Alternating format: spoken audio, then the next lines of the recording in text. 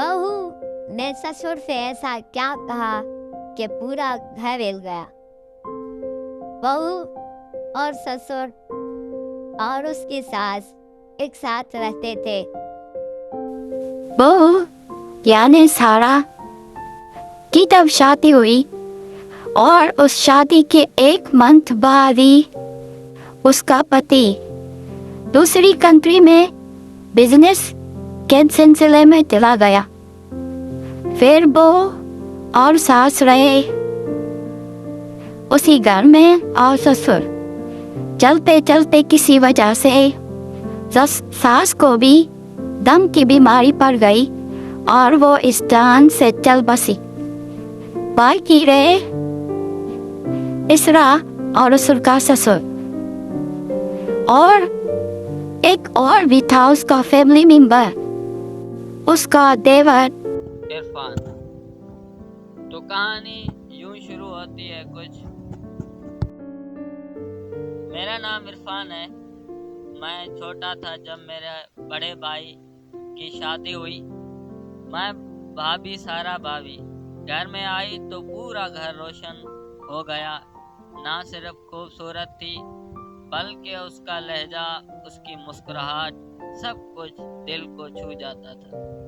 वक्त बीता, मैं कॉलेज चला गया और बार दफा जब मैं घर आता तो भाभी का फेस देखकर दिल को सुकून मिलता। शायद मैं उससे मोहब्बत कर बैठा था, लेकिन ये मोहब्बत में गुनाह थी क्योंकि वो मेरी भाभी थी। एक दिन भाभी के अकेला देखा, आंसू में डूबी हुई।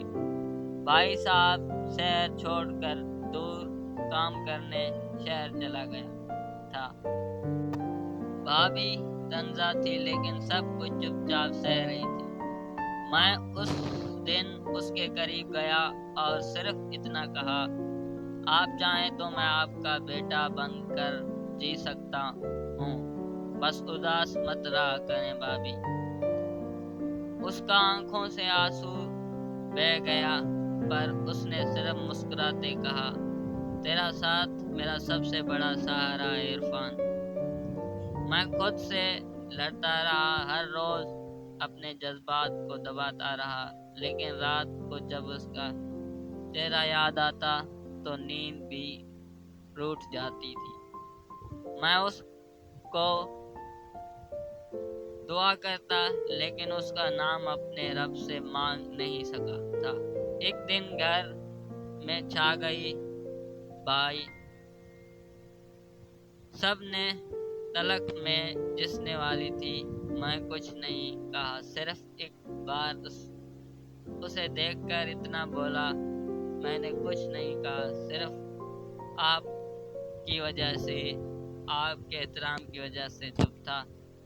आप जा रही हैं लेकिन मेरी जिंदगी का वो हिस्सा ले जा रही हैं जिसको मैं कभी किसी पल भी भूल नहीं सकता। वो चली गई, चुपचाप रहा। जब मैं हर फ्राइडे उसकी खैरात की दुआ करता हूँ, एक ऐसी दुआ जिसमें नाम नहीं होता, सिर्फ जज्बात होते हैं। वो मेरी भाभी थी पर दिल ने उसे मोहब्बत करना सिखा लिया। और उसने घर क्यों छोड़ा? उसने घर अपने ससुर की वजह से छोड़ा, क्योंकि वो बुढ़ा इतना हफ्सी था और सारा भाभी को हमेशा गलत नज़रों से देखता था और कभी कभी उससे टच भी करता था। अगर आप अपने कभी किसी से मोहब्बत की है, नहीं पाई, तो कमेंट में एक दिल ज़रूर छोड़ देना। और ऐसी और कहानियों के लिए हमारे चैनल को सब्सक्राइब करना ना भूलें। Thank you guys.